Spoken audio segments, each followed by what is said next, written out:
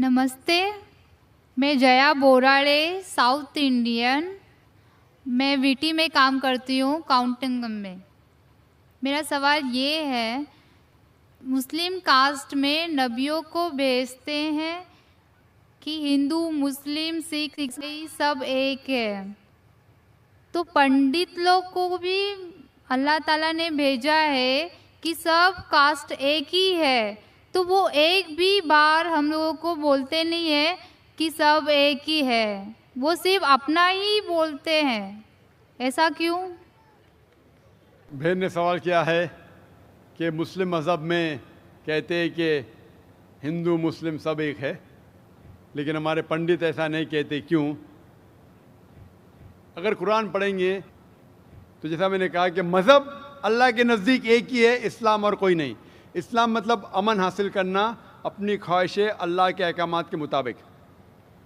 लेकिन कुरान मजीद में लिखा है सूरह हुजुरात में, सूरह नंबर 49, चैप्टर 49, वर्स नंबर 13, या अय्युहन्नासु इन्ना खलकनाकुम मिन ज़करिन व उन्सा व जअलनाकुम शुअबन व क़बाइला लिताअरफ़ू इन्न अक्रमकुम इंदल्लाहि अत्क़ाकुम इन्नल्लाहा अलीमुन खबीर, कि ए इंसानों, हमने तुम्हें बनाया है एक पैर से, एक जोड़े से, आदमी और औरत के जोड़े से, और आपको तकसीम किया है कबाइल में ताकि आप एक दूसरे को पहचान सके, ना कि आप एक दूसरे से नफरत करें।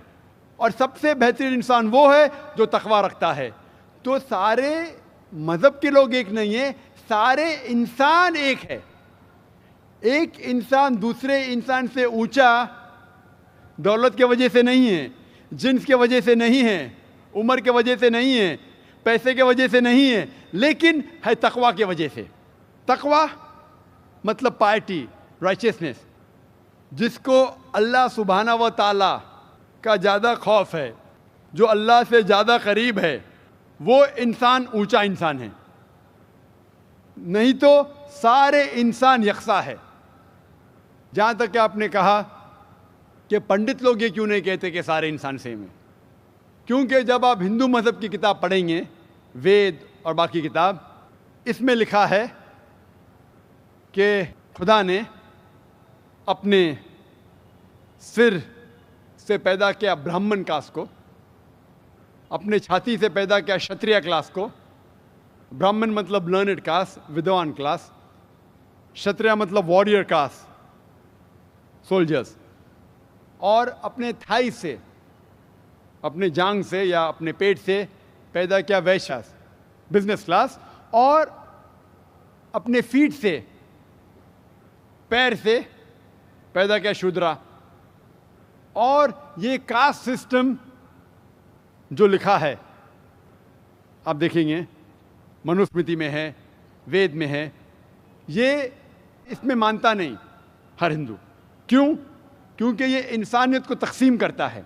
हमारे इस्लाम में सारे इंसान, चाहे गोरा या काला, अमीर या गरीब। मुझे से पूछना था कि मैंने सुना है one of my Muslim friends से कि आफ्टर डेथ सारे मुस्लिम्स जो है वो हेवन में जाते हैं, and whoever is non Muslim will go to hell. So I wanted a clarification on this point कि हर एक की आफ्टर डेथ जो डिसाइड होता है वो अपने कर्म पर होता है। तो मुझे इस बात के ऊपर क्लैरिफिकेशन चाहिए थे कि why all Muslim will go to heaven and non Muslim will go to hell. If at all we do good deeds, like if non-Muslim also does good deeds, why they will go to hell? बहन ने अच्छा सवाल पूछा है कि उनकी एक सहेली ने कहा कि मुसलमान आखिरत में जन्नत में जाएंगे, गैर मुस्लिम दोज़ख में जाएंगे। मुस्लिम मतलब वो जो अमन हासिल करता है, अल्लाह सुब्हाना व तआला के अहकामात के मुताबिक चलता है, कुरान और सही हदीस पे अमल करता है, उसे कहते हैं सही मुस्लिम। ये बिल्कुल सही है कि जो अमली तौर पे सही मुसलमान है वो इंशाअल्लाह जन्नत में जाएगा। लेकिन आपका सवाल था कि जो गैर मुस्लिम अच्छे अमाल करते हैं वो क्यों नहीं जन्नत में जाएंगे। बहन, जन्नत में जाने के लिए 4 शराइत है। जब मैं मेरा 10th स्टैंडर्ड पास किया, मैं सेंट पीटर्स स्कूल से फारिग हूँ, जब मैं ICSE में था 10वीं में, मेरे एग्जामिनेशन में 6 कंपलसरी सब्जेक्ट्स थे। English, mathematics, science, geography, history, Hindi, 6 subjects compulsory. 6 subjects में पास होना कंपलसरी है। इसी तरीके से इंसान को जन्नत में जाने के लिए 4 शराइत है। ये लिखा है सूरह अल असर में, सूरा नंबर 103 आयत नंबर 1, 2, 3, जिसमें अल्लाह ताला फरमाते वल अस्र इन्नल इंसान लफी खुस्र इल्ला लज़ीना आमनू व आमिलु सॉलिहाति व तवासौ बिल हक़्क़ व तवासौ बिस सब्र। अल्लाह सुब्हानहू व तआला कसम खा रहे हैं वक्त की, असर की, बेशक इंसान खसारे में है। सिर्फ वो लोग जो 4 चीज़ में सफलता पाते हैं वो लोग खसारे में नहीं हैं। और ये 4 चीज़ें ईमान, अमल सालिहात, वतवासौ बिल हक़, वतवासौ बिस सब्र। जिस तरीके से मुझे 10th स्टैंडर्ड पास करने के लिए 6 सब्जेक्ट्स में पास होना कंपलसरी है। मिसाल के तौर पे अगर मुझे mathematics, English, history, geography, science में 99% मार्क्स मिलते हैं, 99%, और हिंदी में सिर्फ मुझे 10% मिलते हैं एंड पासिंग मार्क्स इज 40%। पास होने के लिए 40 मार्क्स की ज़रूरत है। अगर एक सब्जेक्ट में, हिंदी में मुझे 10% मार्क्स मिलते हैं और बाकी 5 सब्जेक्ट में 99% मार्क्स मिलते हैं, क्या मैं 10th स्टैंडर्ड पास करूँगा कि नहीं? बहन, मैं आपसे पूछना चाहता हूँ, क्या मैं 10th स्टैंडर्ड में सफलता पाऊँगा कि नहीं? एक सब्जेक्ट में 10%, बाकी 5 सब्जेक्ट्स में 99%, क्या मैं 10th स्टैंडर्ड पास करूँगा कि नहीं? नहीं। क्यों? क्योंकि मुझे हिंदी में 10% मार्क्स मिले, भले 99 मिले, बाकी 5 सब्जेक्ट हिंदी में 10 फेल। उसी तरीके से जन्नत में जाने के लिए सूरह अल असर के हिसाब से 4 चीज़ें ज़रूरी है। ईमान, अमल सालिहात, नेक अमाल जो आप कह रहे, वतवासौ बिल हक़, लोगों को हक़ की तरफ बुलाना, वतवासौ बिस सब्र, लोगों को सब्र की तरफ बुलाना। 4 चीज़ें ज़रूरी है। एक भी चीज़ अगर इन चारों में से मिसिंग है, मौजूद नहीं है, अगर आप एक भी चीज़ में फेल होते हैं तो आप जन्नत में नहीं जा सकते। अगर आप कहते हैं कि आप अच्छे इंसान हैं, आमाल में आप बहुत अच्छे अमाल करते हैं, मान लो आपको 99 मार्क्स मिले अमाल में, 99, लेकिन ईमान में तो आप फेल है। आप ये नहीं मानते कि अल्लाह एक और मोहम्मद सल्लल्लाहु अलैहि वसल्लम आखिरी पैगंबर है, जो सारी मजहबी किताब में लिखा है, तो आप ईमान में फेल है। आप कितने भी नेक काम करो, 99% मिले, 100% मिले, बाकी 3 हिस्से में ईमान में लेकिन फेल हुए, तो आप जन्नत में नहीं जाएंगे। इसी तरीके से अगर कोई इंसान नाम का मुसलमान है, नाम का मुसलमान है, अच्छे अमाल नहीं करता है, नेक अमाल नहीं करता है, वतवासौ बिल हक़, दावत नहीं देता है, लोग को हक़ के राह पे नहीं बुलाता है, या लोग को सब्र की तरफ नहीं बुलाता है, सिर्फ नाम का मुसलमान है, मोहम्मद, सुल्तान, जाकिर, अब्दुल्ला, तो वो जन्नत में नहीं जाएगा। उसे जन्नत में जाने के लिए ईमान, अमल सालिहात, वतवासौ बिल हक़, वतवासौ बिस सब्र, चारों चीज़ की ज़रूरत है। इसीलिए आप अमाल कितने भी अच्छे, अगर ईमान नहीं है कि अल्लाह एक है और अल्लाह के अलावा किसी की इबादत नहीं करना चाहिए, और ईमान नहीं है कि मोहम्मद सल्लल्लाहु अलैहि वसल्लम आखिरी पैगंबर है, तो आप जन्नत में कभी भी नहीं जाएंगे। बहन, क्या आप मेरे जवाब से सहमत है? Yes, thank you for clarifying the point. You're most welcome. My name is Vijay Lakshmi and I'm working with the shipping company as a fleet personal executive. And see, about 2 months before, I just felt like I should read Quran, I should know more about Islam. And so I just felt like, asked one of my friend who was there in the train, whom I didn't knew, ki what's Quran? So she told me, okay, fine, this is what it is. I read about it and I really loved reading it. And then once upon, like I read all about Muhammad sallallahu alaihi wasallam and the sunnatis and all, the ways of life and everything. And I found it to be so beautiful. Like it taught me how to live, which the life I never led before. It was like so beautiful, and I can't explain now too, like how I feel coming into Islam and knowing about Allah. And like today I have surrendered myself to the laws of Islam and Muhammad, but I can't. But the problem is that I can't tell my parents, nor my relatives, nor my brother, like, what is Allah? I want to tell them, ki, what is Allah? Like, you just ask one thing. Like, today I asked, I wanted to be over here and listen to your bayan. And I just thought, oh, I could be there with you and to listen to your bayan. And see, today evening, all alone, I'm over here to listen to you. The faith, the confidence, the faith in whatever I asked, like, no, I want this. And I do get that. But that faith, that love, that affection, I had never seen in all these years in my life. But now I feel that it's like I can't explain in which world I have come into now. But the same way, I want to explain my parents what Islam is. But they're not ready to accept what it is. How am I supposed to make them explain? Who's Allah? What is Allah? Sister asked a very good question. बहन ने सवाल किया है कि वो चाहती थी. Will I understand Urdu? Is it fine? Can you understand Urdu, Hindi, or do you want me to reply in English? No, I can understand Hindi and Urdu as well. Fine. But you're like me. My English is more powerful than my Urdu, Hindi.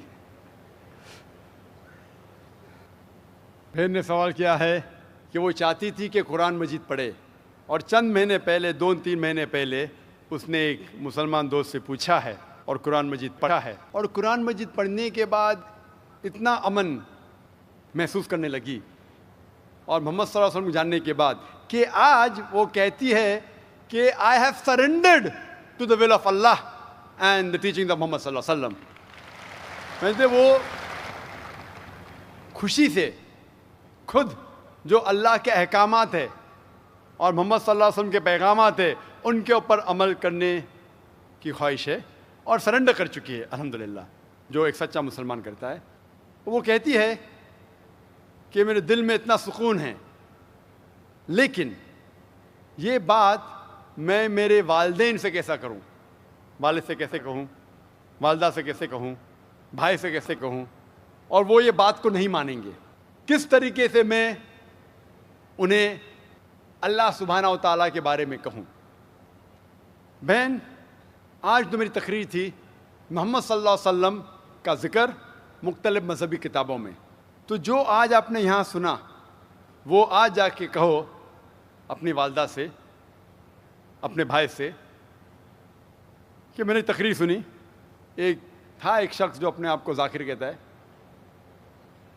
वो कहता है कि मोहम्मद सल्लल्लाहु अलैहि वसल्लम हिंदू मज़हब की किताब में भी है, और हिंदू मज़हबी किताब के हिसाब से वो आखिरी पैगंबर है. वो मोहम्मद सल्लल्लाहु अलैहि वसल्लम लोग जिसे कहते हैं वो सही इंसान नहीं, क्योंकि मैं जानता हूँ कि गैर मुसलमानों को मोहम्मद सल्लल्लाहु अलैहि वसल्लम के बारे में गलत फहमी है. और जो कुछ मैंने इस तकरीर में बयान किया, जो भी आप याद रख सके, वो आप अपने वालिदैन और अपने भाई से फरमाएं. जहाँ तक कि अल्लाह का ताल्लुक़ है कि अल्लाह के बारे में किस तरीके से मैं मेरे वालिदैन को कहूँ, अगले शनिचर जैसे मैंने कहा 22 तारीख को मेरी तकरीर है खुदा का तसव्वुर मुख्तलिफ मज़हब में, concept of God in various world religions. और इसमें इंशाअल्लाह जिस तरीके से आज मैंने साबित किया मोहम्मद सल्लल्लाहु अलैहि वसल्लम आखिरी पैगंबर है मुख्तलिफ मज़हबी किताबों से, उस दिन एक हफ़्ते बाद इंशाअल्लाह मैं ये साबित करूँगा कि हर मज़हब में ज़रूरी है कि एक ही ईश्वर है, एक ही खुदा है, एक ही अल्लाह है, और इस ईश्वर की कोई प्रतिमा नहीं है, ना कोई बुत है, और सिर्फ़ हमें इसकी इबादत करना चाहिए. तो ये दोनों तकरीर सुनने के बाद, जो दोनों मेन पिलर्स है, मेन रुकन हैं, इस्लाम के मेन रुकन है, जो कलमा भी है कि मानो कि एक खुदा है और उसके अलावा किसी की इबादत नहीं करना चाहिए, और मोहम्मद सल्लल्लाहु अलैहि वसल्लम उसके आखिरी पैगंबर और बंदे हैं. ये ज़रूरी है मानने के लिए, कोई इंसान को मुस्लिम बनने के लिए. मेरा ये कहना है कि जब भी आप अपने घर वालों से बात करते हैं तो यकसानियत की बात करो, इख्तिलाफी बात मत करो. ये मत कहो कि इसमें ये गलत लिखा है, ये मज़हबी किताब में हिंदू में ये गलत है, ये मत कीजिए. अल्लाह ताला फरमाते हैं सूरह अल इमरान में सूरह 3 आयत नंबर 64 में, तालौ इला कलमतिन सवाइन बैनना बैनकुम, आओ हम उस बात की तरफ जो आप और हम में यकसा है. सबसे पहली बात अल्लाह नाबुदा इल्लल्लाह, कि हम सिर्फ एक अल्लाह सुब्हाना व तआला की इबादत करते हैं. लेकिन जब आप इस्लाम कबूल किए اور اسلام پہ عمل کرنا شروع کیے. آپ کو یہ احساس دلانا ہوگا اپنے گھر والوں کو کہ آپ ایک اور بہترین انسان ہیں. آپ جو پہلے تھے وہ دوسرے انسان ہیں اور آج جو ہے وہ اور دوسرے انسان ہیں. آپ کو اپنی والدہ سے اور محبت کرنا چاہیے. محمد صلی اللہ علیہ وسلم فرماتے کہ والدہ کے پیر کے نیچے جنت ہے. مسند احمد کی صحیح حدیث ہے. تو آپ کو یہ احساس دلانا ہوگا کہ آپ اپنی والدہ سے اور محبت کرتے ہیں, آپ کے والد سے اور محبت کرتے. جو آپ ان کی بات پہلے نہیں مانتے تھے آج ماننا شروع کرو. صرف وہ چیزیں جو قرآن اور حدیث کے خلاف ہے, اللہ کے احکامات اور محمد صلی اللہ علیہ وسلم کے پیغامات کے خلاف ہے, وہ چیز چھوڑ کے سب باتیں مانو. تو انہیں احساس ہوگا کہ آپ ان سے اور محبت کرتے, اور آہستہ آہستہ پیار سے جو یکسانیت ہے ان کو بیان کرو. وقت ہو سکتا ہے آپ کو کچھ دن لگے, کچھ ہفتے لگے, کچھ سال لگے. آپ کا کام ہے ذکر کرنا, جیسا میرا کام ہے ذکر کرنا. ہدایت دیتا اللہ سبحانہ و تعالیٰ, ہدایت تو اللہ دیتا ہے, ہم صرف ذکر کرتے ہیں. السلام علیکم گائز, کیسی لگی آپ کو ہماری یہ ویڈیو؟ اگر ویڈیو اچھی لگی ہو تو لائک کریں, کمنٹ کریں, شیئر کریں اور سبسکرائب کرنا نہ بھولیں. شکریہ.